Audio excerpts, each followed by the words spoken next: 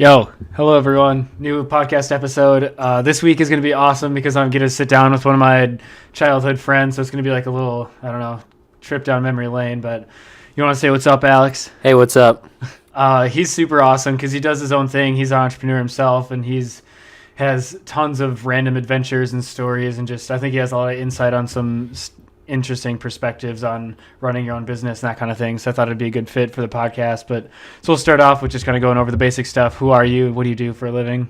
My name is Alex Hiltunen. I, for a living, am a photographer and videographer. I do a lot of wedding photography, real estate photography, and product photography, along with like wedding videos and then other kind of videos here and there. And then I also ride BMX and performance shows around the state. And wasn't that what you did at first, and then the photography stuff came later? Yeah, so I started out as a BMX rider. You actually got me into it in middle school, and we started riding together just at like the park and stuff. Yeah, with our little group of friends. Yeah, Eli used to skate too. Oh yeah, yeah. I've also been known to do bike stuff. We'd hang out at the park and go around to different spots and stuff. And then I think freshman year in high school, started going to the factory in Northeast Minneapolis. You were a member there. Yeah. I just started going, like paying per session, and then just stuck with it since then. What I was curious because I remember when we used to ride around just in the neighborhood, like you got so discouraged all the time from riding BMX because you couldn't learn like certain tricks. Yeah. But then as soon as you got it past the factory, you just like blew up, and the motivation was like through the roof. Yeah. So when we were just riding around in the streets, like as kids, everyone was like way better than me, and like I've had times where I was like, I don't even want to do this anymore. Everyone's so much better than me, and I suck at this. Like, why am I wasting my time doing this? And then, yeah, when I got to the factory, I probably didn't do anything really for the first like year and a half, like trick wise. Mm-hmm. I just was learning like the basics of getting speed to actually jump the box jump and like learn how to make it over it and stuff. Like airing quarter pipes and stuff. Yeah. That's like stuff that you need to know, because I've tried doing that on your bike at the factory, and I wouldn't even like. I know you have to have like pedals in certain positions and stuff like that, and you have to really like pump the ramps and stuff, and I can't even do that. Yeah, so it took me like a year and a half to figure those basic things out before I even decided that, I probably can start learning tricks now. Mm-hmm. That's really cool. And then, so how did photography get kind of thrown into the mix? Because, I mean, how did you find out that that was a major passion of yours? I know, was it just of your sister doing photography, or? So, like 3 years ago, I had an injury, my ACL I tore. When I dislocated my knee and ended up in the hospital overnight. I couldn't ride a bike for 10 months. And I kind of wanted to find something to do to like fill my time when I couldn't ride my bike. Yeah. And since Maya was into photography, my sister, I was like, oh, that sounds like fun. I've always kind of been interested in photography and filming and stuff like because of BMX. Right. And so I had access to her camera, and I just started taking pictures on her camera, and I was having fun with it. So then I went out and bought my own camera. And Started from there. What did you start taking pictures of? Like, what were the first things that you? I've always really enjoyed like cityscapes and landscapes and stuff. Okay. It's like buildings, that kind of thing. Yep. So like in downtown Minneapolis, I always have fun taking pictures down there. So do you like those more so than nature stuff, or like of foresty trees and whatnot, or like nature scenes? Yeah, I think so. I think I like cityscapes and like architecture a lot in pictures. So getting creative with that. That's awesome. When you had that injury, how hard was it for you? Because I'm sure BMX was like the only, like you literally woke up, eat, breathe, sleep, BMX. How was that transition for you, not being able to ride at all for 10 months? And then even after 10 months, you could barely like pedal around the block. It was pretty tough because right before that injury, I was riding like 6 hours a day, 6 days a week, like pretty much every day. I'd take like a day off. But then I had that injury, and then like it was kind of like a realization for me, like this isn't going to be like a long-term thing, and that's why I got into photography. But it was definitely hard going through like the whole recovery process, and then like when I could actually get on a bike again, it was really frustrating because I couldn't do any of the stuff I could do before. Like, I forgot all of it. And so it was like a relearning process for everything over again. How did you get over that barrier of fear? Because I know you're still dealing with that a little bit to an extent of like learning all the tricks back because you don't want to injure yourself again that severely. Yeah, so probably it took me like 8 months to start like feeling comfortable on my bike again after I could start riding again. So almost 2 years before you're back. Yeah. And then, so 2 months after that, I actually broke my leg riding in a show. What? So that was like 10 months after I just started riding again. Yeah. So that was pretty tough. And then that healed pretty quick. I was only off my bike for like 2.5 months from that one. Mm-hmm. And then since then, that was 2 summers ago now. So since then, just now I'm starting to feel comfortable again. Like I'm probably like the most comfortable I've ever been on a bike right now. So even before your ACL injury? Yeah, I'd say so. I've taught myself, like, before my ACL injury, I kind of like rushing tricks and like just doing crazy stuff all the time. Like I have to learn this. Learning something new. And like these injuries like kind of forced me to slow down and like learn bike control. Oh, and, like, sure. I have like a lot more control over my bike and body when I'm riding now. So you have a different perspective on it? Definitely a different perspective. I am more careful and I feel calculated. Yeah. I'm way more precise with my riding now than I was before. That's interesting. Yeah. Do you like your riding style more so now than before? Yeah, definitely. It feels a lot more comfortable than it ever has. So yeah. That's cool. So this is going to go into a little bit more of the entrepreneurial small business side. What is your favorite thing about being self-employed, and why is that your favorite thing? And then also on the flip side, what's the worst thing about it and why? So that's a good question, because my favorite part about it is that you have to like be really motivated to go out and find work all the time. And you're like, to get that paycheck and stuff, you have to be actively looking for jobs and working with people all the time. But that can also be the downside too, because if you're not finding those things, then you're not having money come in. But sure.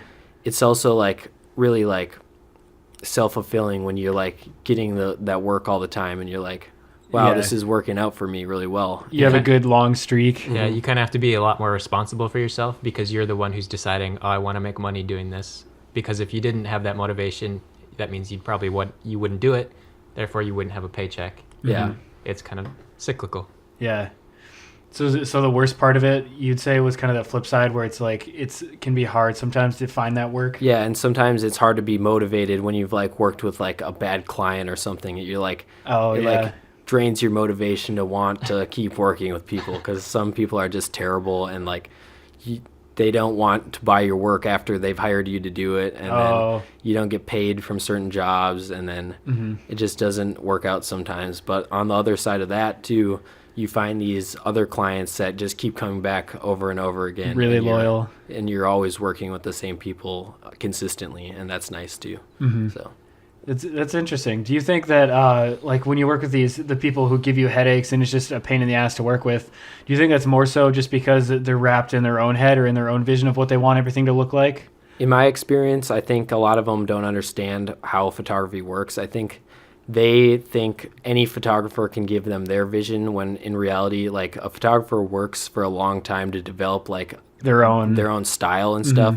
And you should hire a photographer based on their style. If like you're like looking for a specific style, you like match it with a photographer that has the same style that you're looking for. Sure. Instead of trying to have someone who developed a certain style over years of practice like change their whole style to like match what you want. That goes with like sound engineering as well. Like you get someone to mix your stuff the way you want.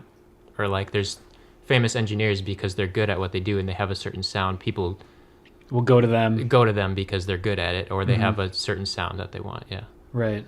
But it doesn't make sense to have them like go back and like relearn how to like do everything to change their whole sound for a specific project. Yeah.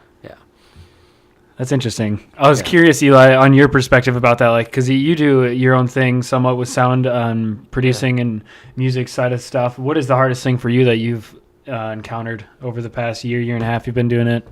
Well, in my own spare time, besides doing like freelance work, because I just started getting into that the past couple months, I would say getting people to want to do it, because musicians are not always the most consistent people, surprisingly.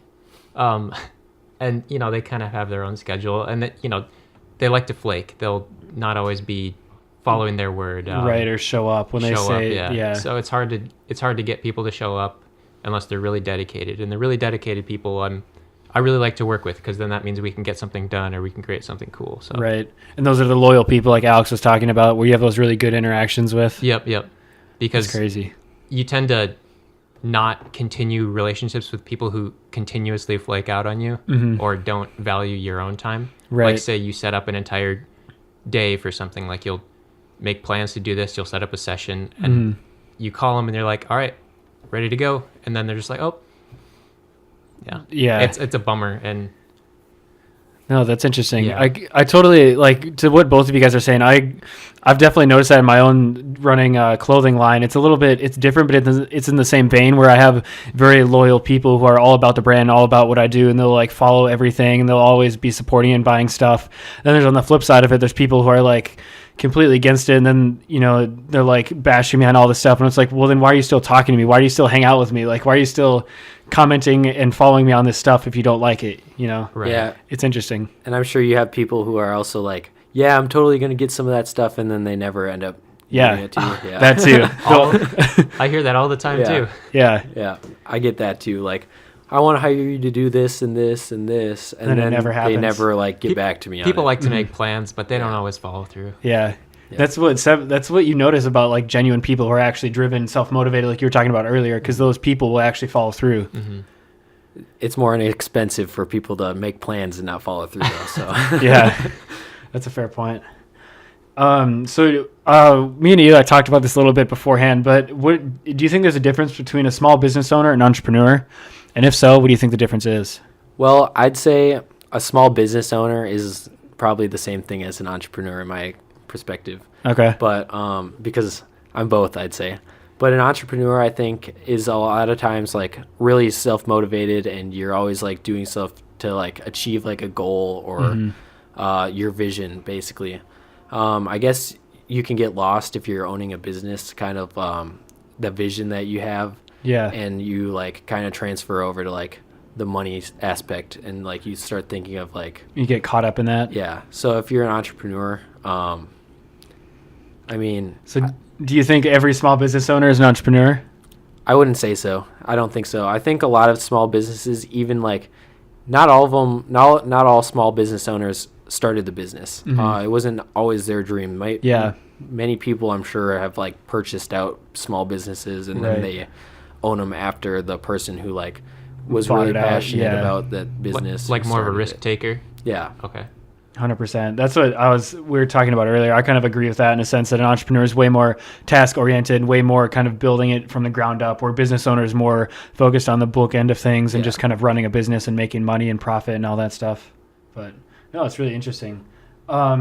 Now I wanted to get more into, we went skydiving a couple months ago, which is one of the craziest experiences I've ever done. I want to touch a little bit about that, because I didn't know, are you someone who's afraid of heights, or someone who's... I am completely terrified of heights. Even that I ride BMX and I'm jumping all the time. It's like, if I'm standing on the edge of something really tall, I just like picture myself falling off, and it freaks me out. I'm like, whoa, I can't be right here right now.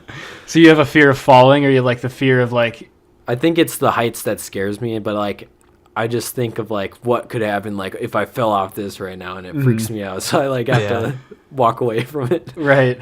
If I'm ever standing on like the ledge of something, like we went to Montana this summer, and when we were standing on the ledge of like this high area, like on that wall on the side of the road, it was just like uneasiness in my feet that I got. Like, there's I can't explain it, but I know exactly what you mean. No, it's interesting. But have you ever had any experience, like if you're standing on top of a really nice bluff or something, like a really like tall mountain where you're like 12,000 feet up, but you're literally on the ground? Do you still get that same feeling of uncertainty, or like that you're going to fall? It depends on what's around me. I'm more scared if it's like a straight down cliff in front of me, like it's like right there. But if I'm like really high up in a mountain and there's like a trail I walked up to get there, it's not really scary, because I can just walk. You are on the ground. Yeah. Okay. That's fair. So talking about the skydiving stuff a little bit, what do you think was what did you learn most from that experience of jumping out of a plane? I don't know. It was pretty unreal. I wasn't scared to do it. until I got in the doorway of the plane when we were about to jump out. So And I that's realized it was pretty scary. That's when I lost contact with you guys because I was there doing like little video stuff for it. And I couldn't like get into the plane with you guys. I was just there, and then I had to back off while the plane took off. So I didn't get to see that. I'm like, I knew you guys were like a little bit kind of sketched out, but you guys seemed really into it, which was kind of cool. Yeah. It made me want to do it, but I also was like, nah.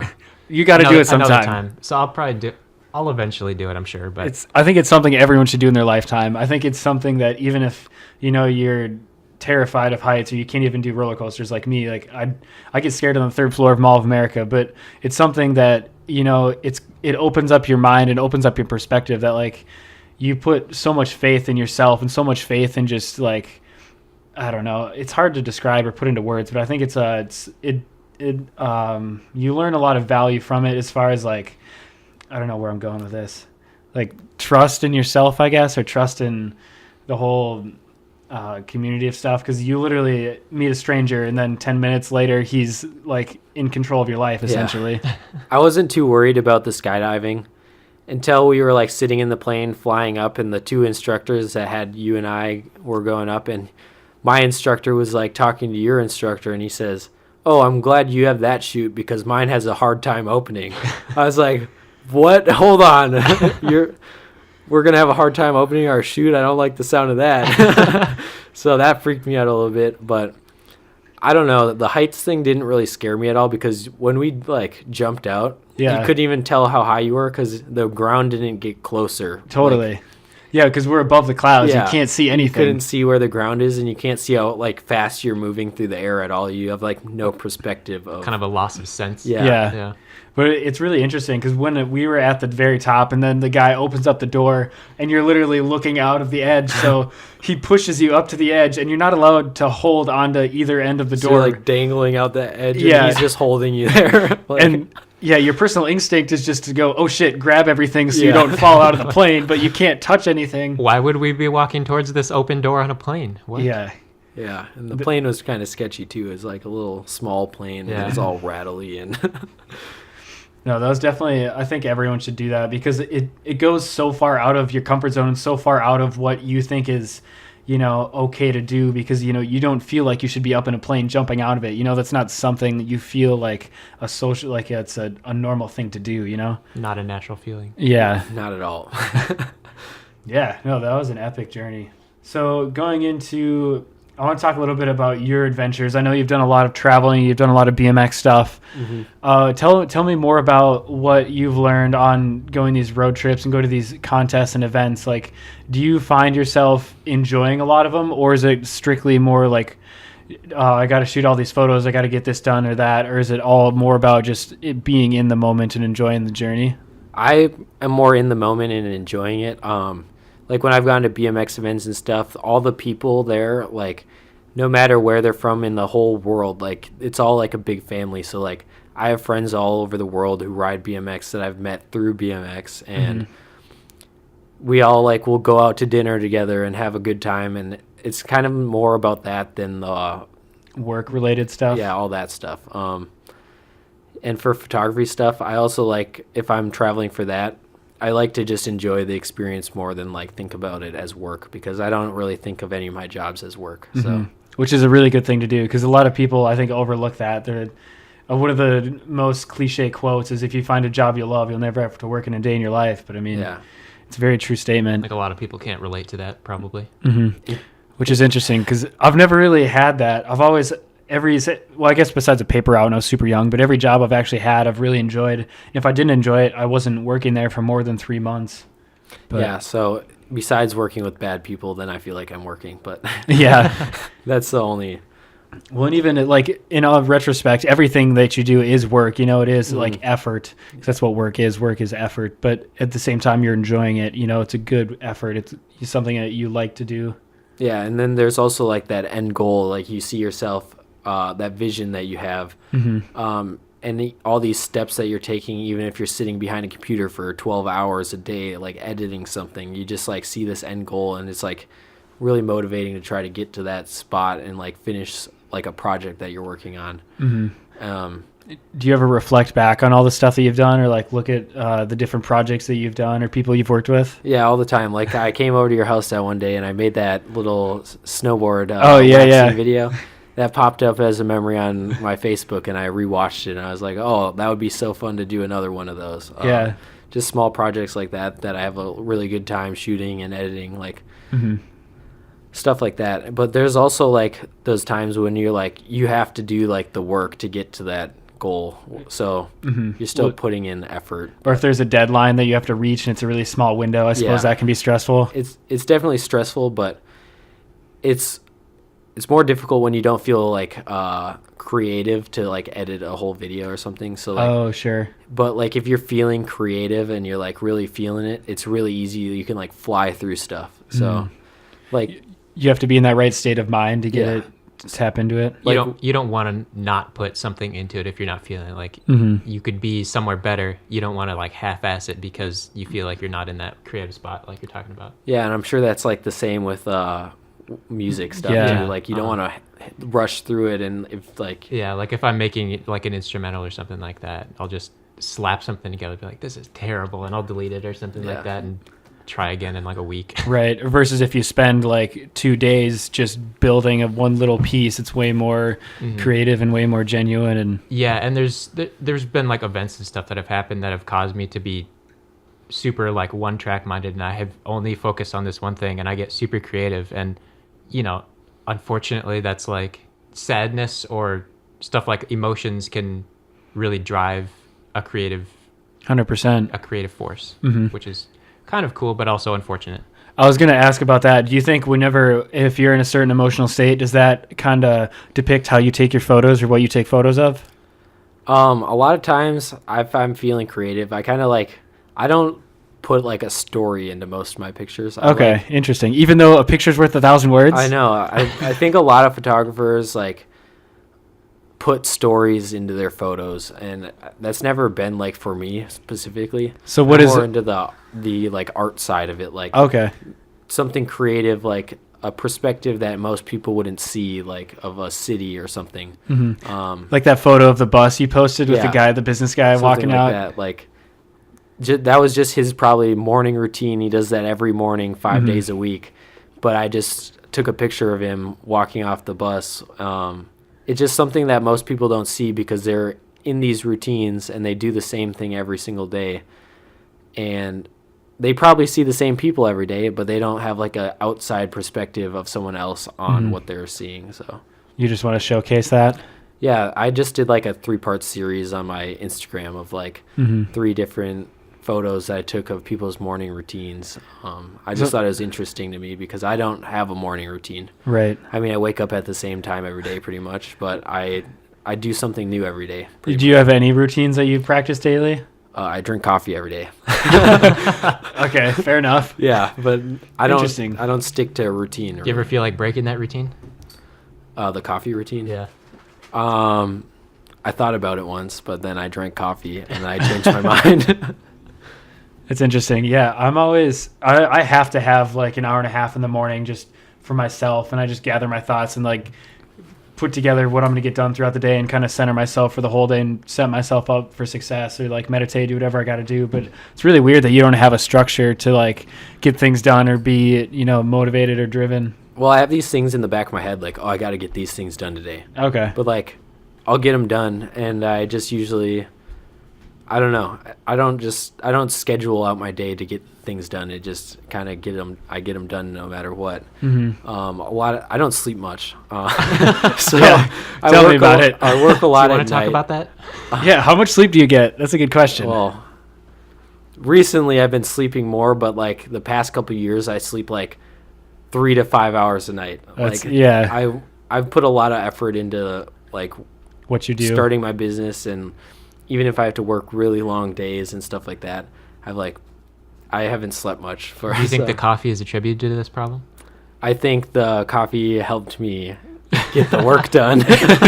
What do you think is the least amount of sleep that you can run on? You're still max potential and you're not like, sleep deprived. I like 3 hours. Really? At least. Yeah. I mean, for me, it's definitely like 4 or 5. I need to get like at least 5 hours, then I'll be good to go. I've always had this thing in the back of my brain, like if you sleep an even number of hours, it's harder to wake up than if you sleep an odd number of hours. So I don't think I've ever thought about that. I also, my alarms are all set for not like even times. So like this morning I got up at 7:02 instead of like 7 o'clock. I don't know. I do the same thing. I set like that weird time. It's just, I don't know if it's like a brain thing, but it's just like, it's easier for you to get up. Yeah, I've talked to different people and nobody, like some people have like 15-minute increments like all throughout the morning that they set their alarms for, and like 30-minute ones, and mine are like super random. They'll be like somewhat around the same amount of time differences, but they're like random numbers around then. So like 7:02 or 8:36 or something. Like. Do you hit the snooze button a lot? Sometimes, but I mean, I try to just wake up in the morning. Recently, I've been sleeping more. I don't know if it's the weather or I don't know. In the winter, I'm a lot slower for photography work. Yeah, there's not as much going on. Not as much, so I can kind of relax. Yeah, but in the summer, like I've done 7 weddings in a 10-day span. And that's insane. Weddings can be from like 12 to 16 hours long, so that can be a lot. Long days. Yeah. Well, it's not just you though, right? Like you have a couple people who are all shooting together, so it makes it a little bit easier. Yeah, it depends. So I've done weddings alone, but a lot of times I'm working as a second photographer for my friend Kyle. And then I'll do like wedding videos, and then the last one I did, I hired Eli as my like. That's right. Who was your employee of the month that month? Eli was the employee of the month. He's the only person I hired that month. It's okay. You don't have to tell him that. Gosh, that's funny. Just had to let him know. Yeah, so there's something I want to talk about earlier that you made me think of, and I can't remember because we started talking about sleep. Yeah, like it's weird because I get up at 5 every morning, and it's like now even on the weekends I'll get up at like 5:30, and I won't set an alarm because I want to sleep in, but my brain is so wired to get up that early. It's like, okay, I guess I'm starting the day. Like, yeah, I'm more of a night person, so I don't get up that early. I get up at 6:50, so like 7 basically. Yeah. I just like the idea of waking up at 6:50. It seems earlier than 7. It makes me feel more motivated for the day. No doubt. But I still stay up pretty late. Definitely past midnight every night. So yeah, I usually try and be asleep by midnight so I can get that 5 hour because I don't get home from work until 10:30, 11 most days. So you gotta have that time to wind down and get ready for bed. Exactly. Do you ever set at the end of the day? Do you like write out, or do you have like a planner that you keep for you so you can keep track of stuff, or do you just keep it in your head? I keep a lot of it in my head. Really? A lot of the people I work with, it's like I'll work with them for a day. I'll do all the work in a day. Oh, so it's not. And then it's all saved on my computer, and then I'm like, oh yeah, I just have to edit these photos, and then I have to upload them to here. Interesting. So it's like easy for me to keep those in check. I'm sure if I worked with a lot more clients than I work with, it would be like a lot harder to keep track of, and I'd have to start writing stuff down. But I work with a lot of like consistent clients, and I like know exactly what they want all the time, so it's like easy for me to do like pretty quickly. Sure. And it doesn't take much time or effort for me. So so I thought of the thing I want to talk about. What is this goes back a couple topics ago, but what is your end goal vision? Where do you want to be in a couple of years? You know, what are you working towards? What do you want to create or develop? I'd really love to do like own a production company and like film commercials and stuff, or do like commercial photography for like advertisements and stuff for bigger companies. It's like an agency kind of thing. Yeah, I guess so. An agency production company. Like I think it would be super cool to make commercials and like tell stories for companies. Like I don't know if you've seen like different like active wear brands. They'll like tell a story with like an athlete for like a commercial, or do things like that. I think that would be cool. So kind of like an inspirational storytelling, like motion picture vibe, but for like advertisement or stuff like that. I've seen things. There's this clothing company called Supra. They did a thing where these guys basically, it's maybe like a 2.5 minute commercial type thing, and he gets a call on his phone, and his buddy go out wearing the Supra brand or bring a watch and a pair of shoes for this guy at this party or whatever. And so it just kind of shows them skating through the streets of, I think, Los Angeles probably, and just all the things that they go through until they get to their end goal, and then it's all about the brand. They kind of show off the different things that they offer. That's cool. Yeah, stuff like that. Yeah, pretty much that. I always thought the end goal that I wanted was to be like a travel photographer and filmmaker, and like be able to travel the world and do that kind of stuff. And then I kind of like transitioned out of it because it's like I think a really stressful thing to have to like constantly be on the road. Like when you're traveling and then you have to do the work while you're there. Like this is like your job now, and you can't enjoy the traveling as much. I'd rather be able to like have a job I love at home, do it here, and then like when I want to go travel, I can still enjoy like the photography aspect of it. And you don't feel pressured to do those photos and stuff. And you then find like it inspirational. Spending money to go on these trips and stuff, then you don't have to like, oh, I have to make all this money back. Yeah. Right. Yeah. So why do you do what you do then? Why do you take so many photos? Why do you work with these people? Why do you work with all these clients? And why do you want to do commercials for companies and create these advertisements? I don't know. I've always been really interested in like visuals and like cinema and stuff like that. And I guess doing it as a job, it's just like a lot of fun for me to like work with these people. And then I've also met a lot of cool people through it. And yeah, I bet. Yeah. And it's given me like a lot of cool opportunities. Like when Eli and I went to Montana, that was for work. I was working there. So that kind of helped us get there and like see some stuff out there like Glacier National Park. And then we went to Yellowstone too. And that was pretty awesome. So. Any geysers go off? We missed it. We were looking for a hotel, so we didn't like plan our hotels at all. We kind of just drove out there and we're like, we'll just figure it out on the spot. Yeah, we'll figure it out kind of that afternoon or whatever. Yeah. And sometimes it was pretty difficult because I have Sprint and Verizon's like the only like service that gets any coverage in Montana. I think it's probably a good thing that I came along. Yes. That would have been very difficult for you to get service. When we were in Yellowstone, the service for you didn't work at all, probably because of how many people were around. And then we were like, I had to pay for Wi-Fi to find us a place. I paid for an hour of Wi-Fi or something for like $13 or something. It was not good Wi-Fi. Wi-Fi. Super slow Wi-Fi. And I was like struggling to find somewhere to stay. Like, obviously you don't just choose the first place because I was like trying to keep a budget and stuff. Yeah. So I was like looking through stuff and then like I booked one at like the last second before that hour of Wi-Fi was out. And I didn't really want to spend more money on Wi-Fi. So that's crazy. We were like right by Old Faithful. Like, well, we were like going off while I was booking a hotel. Yeah.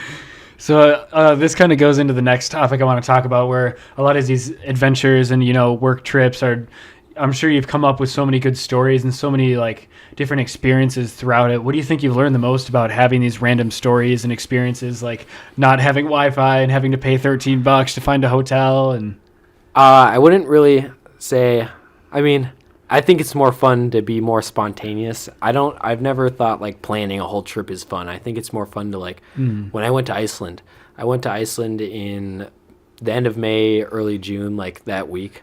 And, I went with my mom and sister, but I had originally planned to just go alone. And then I like told my mom about it and she's like, oh, that sounds like a lot of fun. And we just looked at tickets and then she booked one for herself and my sister. So they went along, but we didn't plan anything in Iceland to do. Like we kind of just went there, rented a car, and then we ended up driving around the entire country. What? The entire outside of the country. We saw all of Iceland in 1 week, so it was pretty nuts. That's cool. You could get a lot done. Just, I feel like when you make a plan for like trips and stuff, you miss out on a lot of the other cool experiences, like just that you stumble upon. When you're like planning to go to these spots that everyone talks about, they're like really touristy places. You don't like see these other places that like maybe no one goes to, like things you just overlook. Like this small town we went and stayed in, we found like these really cool like black sand beaches that like nobody was at and stuff like that. Like, and you would have never known if you didn't visit this tiny town. Yeah, because there's like certain black sand beaches in Iceland that are like super touristy destination spots and like everyone goes to them. And then other times when we were driving, like I saw a sign that said Glacier next left, and like it wasn't like a touristy destination spot for anyone. Like we pulled over and we walked like, I don't know, 100 meters or something. I just said meters, but we're in America. It wasn't very far. It wasn't very far. Yeah. And there was just this glacier. I've never seen a glacier before, and I was just all of a sudden walking on a glacier. Like, it was pretty insane. Yeah, I can imagine. And then, like, you would watch big chunks of this glacier fall off into the lake and stuff. It was is unreal. I don't know. So have you always been really spontaneous, or did you kind of develop that after you started your own thing? That was kind of more developed. So I was like kind of like a shyer kid when I was younger. Yeah, totally. That's why. And then you completely changed into like different person. I think that was when I started riding in BMX shows and like traveling around with like the factory doing shows. Okay. I had more experiences from like a pretty like younger age, like 15. I started like traveling around the kind of country, just performing.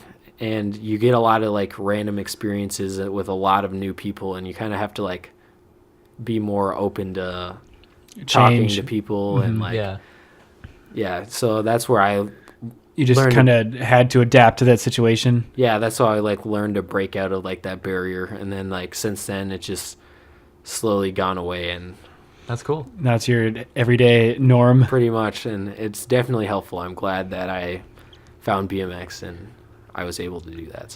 So aside from being spontaneous, what's another thing that you think is very important, kind of having that fulfilling lifestyle or living a happy life that is exciting?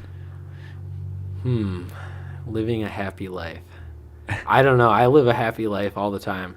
I think, okay, not all the time. No one lives a happy life all the time, I don't think. But I'm super happy where I am. I've had bad experiences, and I've definitely learned from them, like my knee injury, and that's helped me grow as a person. And I don't know. I guess I don't really. Do you think bad experiences are more beneficial than, or not more beneficial, but I think help in a way that like other experiences don't? I'd say so. I think you definitely learn more from bad experiences than like if you're like having good experiences all the time, you're not going to learn new things, you know?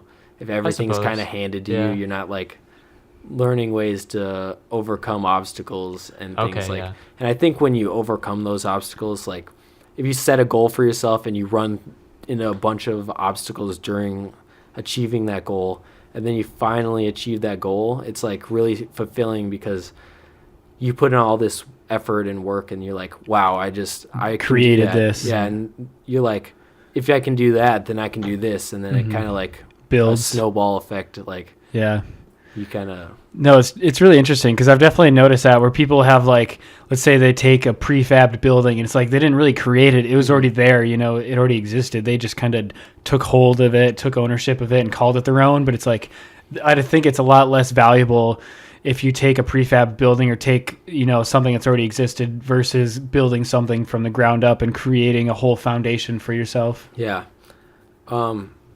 So basically that like happiness and success, I think those go together really well.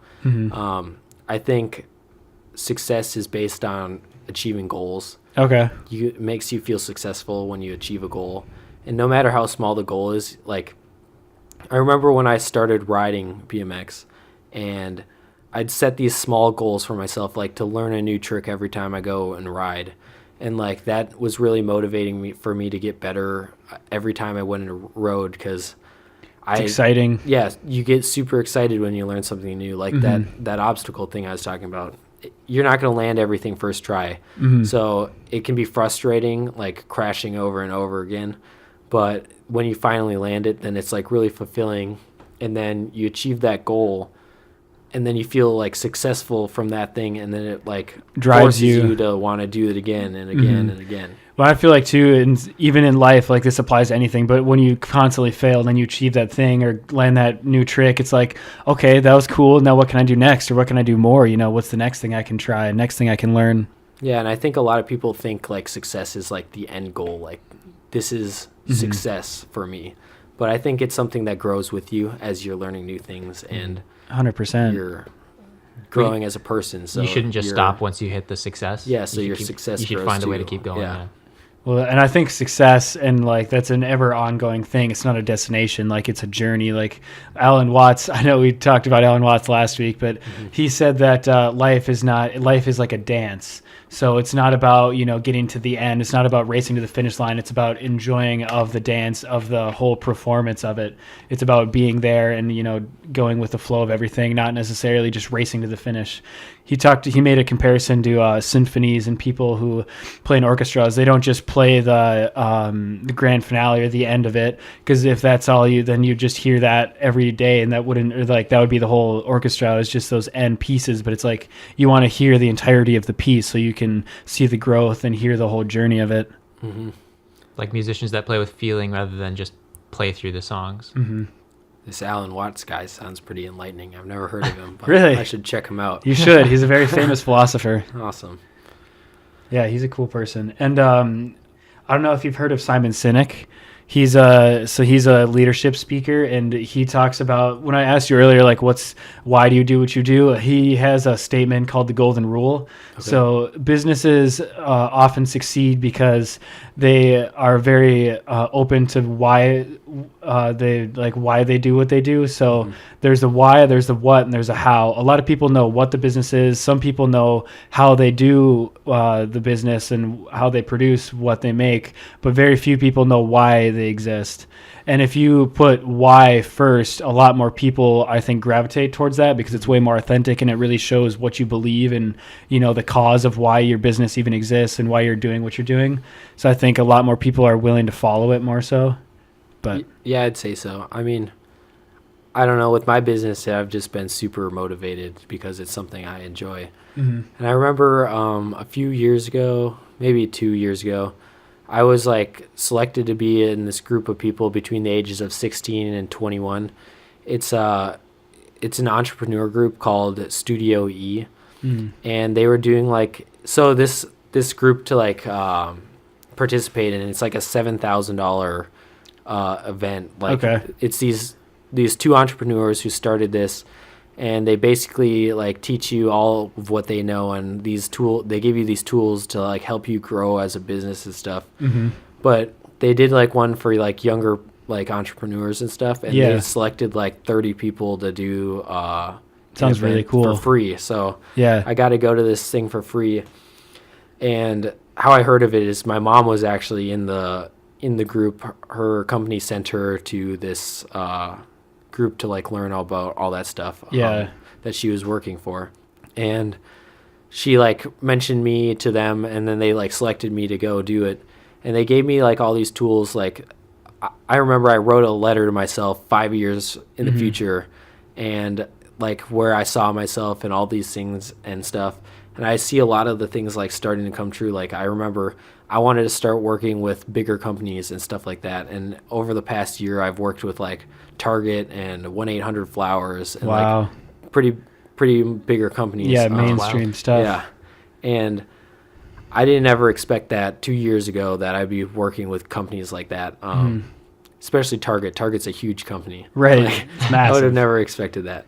So it's kind of cool to see just having that in your mind. I know you have vision boards. It's having that in your mind every day. Right.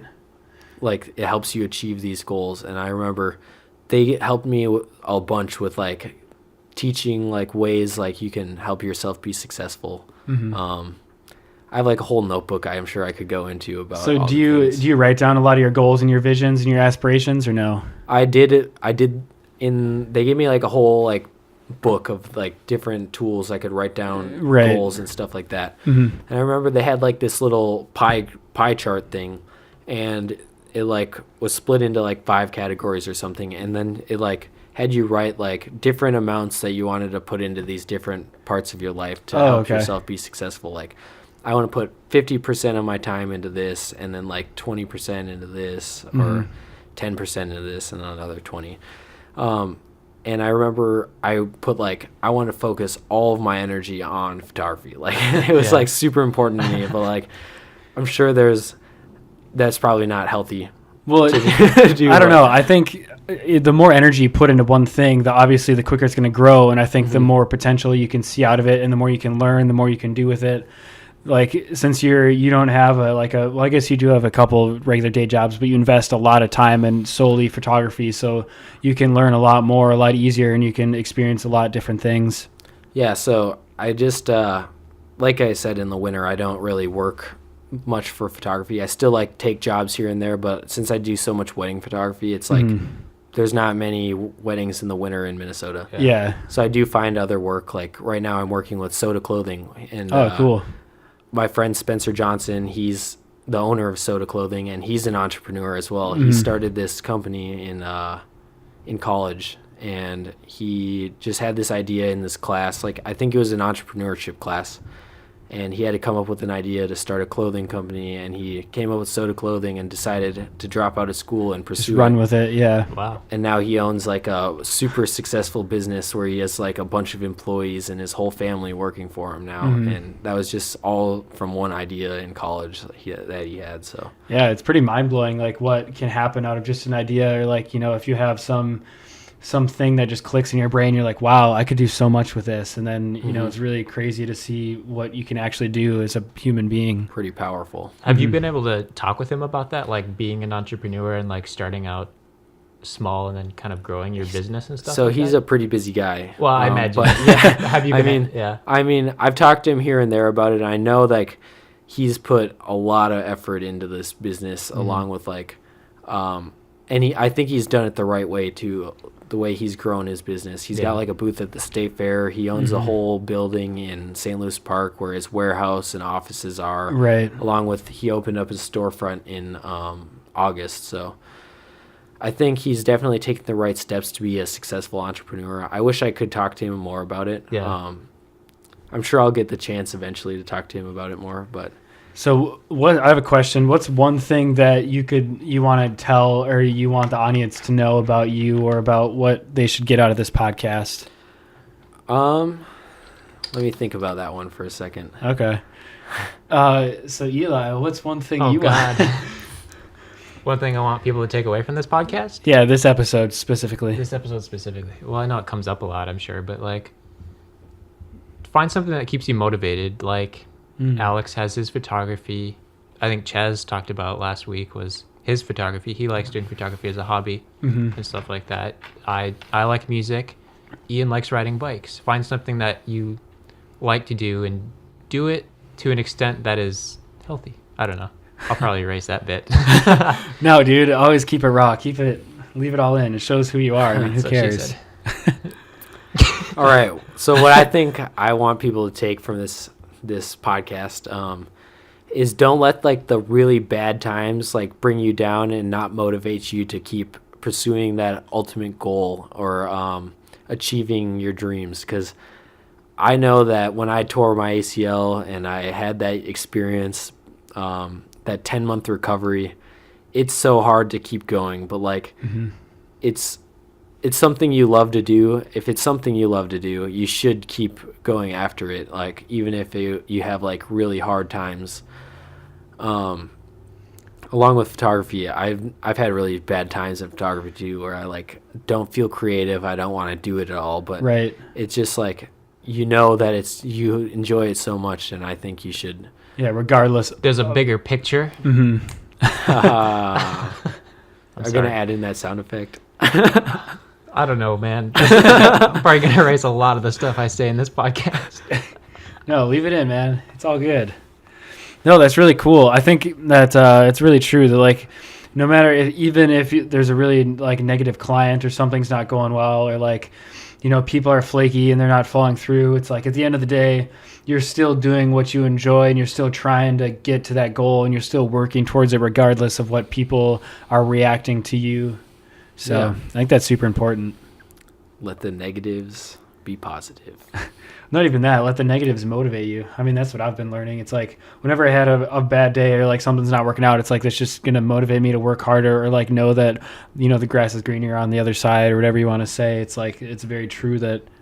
Let the negatives be positive.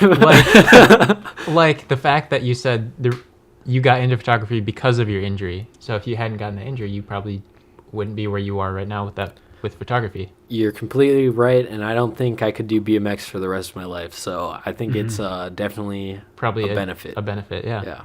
Cool. Sweet. That's kind of wild. Yeah, it is. That's just it. Like sometimes some of the most random scenarios that you thought was like such a, harmful impact your life can turn out to be like one of the best moments of your life, or the most pinnacle moments, because you come to some sort of realization. It's like, wow, I should be doing this instead of this. Yeah, I never saw myself doing photography as a job because in school I was never like school motivated. Like I was never like a books kind of person. So I didn't see myself like working in an office, going to college, or doing any of that kind of stuff. I saw myself doing something more hands-on, like working as a construction worker or like something like that. And right. Then, like, it's not, I didn't want to do that kind of stuff, but that's like all I really saw myself doing because I was a more hands-on person, and I didn't really think of like an artistic field to go into because I didn't really think I was artistic at all. So it was kind of like I was realizing that as I picked up photography kind of like randomly, like, oh, I could do this as a job. And I like really enjoyed it. So it just try worked stuff. out well. Try something new. Yeah, 100%. Yeah. Cool, man. Well, this has been awesome. This has been a really good podcast. I enjoyed sitting down. Yeah, pretty stoked about it. There's one thing I wanted to touch on quick before we go. When you just talked about when you were younger and you never thought that you'd be able to do this for a living, because I know for a lot of people it can be hard to kind of dream big and have that stuff, but for you it seems like it was never a problem. Have you always been that kind of person where you just kind of throw reality out the door and be like, well, anything is possible? No, not at all. Not at all. So when I was younger, I was like afraid of like not being like putting myself out there, I'd say. But I was like, I wanted security and stuff like that. But as I've like gone farther in BMX and stuff like that, I think that helped me a lot, like realize, oh, I can do a lot more than I think I can. Right. I remember I heard this, like, this has probably nothing to do with photography, but no, go for it.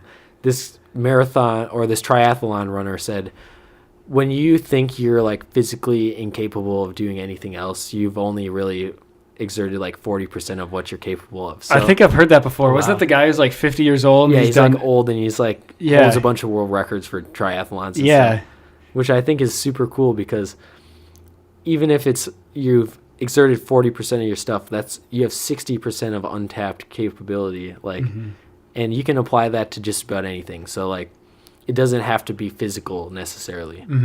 How would you give advice to people who feel that exhaustion? They feel like they have nothing left. How do you get yourself to tap into that extra 60%? You know, when you feel like you're at zero, your tank is at empty. I'd say go do something that you are passionate about again, and then re-spark your mind to want to continue to go after a certain goal that you have. Like for me, I've had like certain times where I like am not excited about photography and stuff like that, but like if I go back to where I started like doing like photography outdoors and like doing city photography, I really enjoy it a lot. It like helped me spark my creative, like going back to your roots. Yeah, pretty much. And like, wow, this is why I do this. So then it like helped me go back and do that. That's actually why I did that little 3-part series on my Instagram of the morning routine thing. Cool. That's awesome. Because I was thinking like, oh, I'm not really enjoying this right now. I want to come up with something creative like I might enjoy, like, so I went and did that. And I just went to Minneapolis at 6 a.m. I got up super early, sunrise. I went down to Minneapolis and I just started taking pictures of people. And I like started realizing like, wow, people do this every single day. And then I made like a little series out of it, and it helped me like realize, wow, this is enjoyable. I like this. Got that focus back and that centered. So that helped me spark my imagination and stuff. So. This has been awesome. I think one thing I want to say before we end is like after interviewing all these people, we're on episode 15 now. Wow. There's a lot of reoccurring themes and a lot of like, reoccurring stories. And it's really cool to see how everyone has their own personal story, but yet they all kind of coincide with the same core beliefs of like reflecting back on what you're proud of and kind of recentering yourself by going back to what makes you most creative and what brings you the most excitement. So it's really cool just to hear those different unique stories, but have that baseline of belief system, I guess. Yeah. Imagine if you interviewed someone who wasn't motivated and see what their perspective on the world is. That's an interesting. How would we find someone like that? I think we could interview Eli. Oh, dude! Just kidding. No, we did that, and you're right about that. Those weren't very good. I'm just kidding. No, that's a good idea though. I should try and find someone. Find someone who's like pretty negative and like a doesn't pessimist. enjoy like anything they do. Like they hate their job. They don't. absolutely have hates like a life. positive outlook on life and interview them and see what their opinions are and see if it maybe goes back to the same thing. So if any of the listeners have anyone in mind, drop a comment. Drop a comment. Yeah. Hit Ian up. Well, and even if you want something different, let me know. Like if you want to see something else, or what do you want us to do next, or what can I do to make you more excited about being a part of Make Happiness? So, and then also I want to touch on Make Happiness event in January. It's going to be epic. Artist showcase. My good friend Cody. I really want to get him on this podcast before the event, but we'll see if his schedule works out. So it's going to be really cool. We're going to have a showcased happy hour. Then I'm going to give a motivational seminar for about 45 minutes about personal development and kind of my story. I'll share stuff that I've learned about my experiences and different tools and skills that I think are really helpful with living a good, successful, happy life. So stay tuned. I hope to see you all out there. It'll be Honest Studios in Minneapolis, just right off of Washington. It's actually right next to the Spy House in downtown, if you know where that is. So there's a Spy House in downtown? Yeah, right off of Washington. By One-on-One Bike Shop. You didn't know about that? Is it in the North Loop? Yeah. Oh, okay. Yeah, is yeah. it? Oh, it's in that like the Spy House that's like all glass. Yeah, yeah. Okay, yeah. Yeah, it's right next door to that. All right. I can give you guys the address. It's 905 North Washington Avenue, Minneapolis. Yep, I know where that is. There you go. I go there sometimes, like all the time, because I love coffee. Yeah. Coffee is good. And work, so I work there. But yeah, thank you all for listening. I really appreciate you, like the 5 people who are still here and stuck out to the end. You are the loyal people, and I love you dearly, and I mean that sincerely. So thank you, and always remember to make some happiness.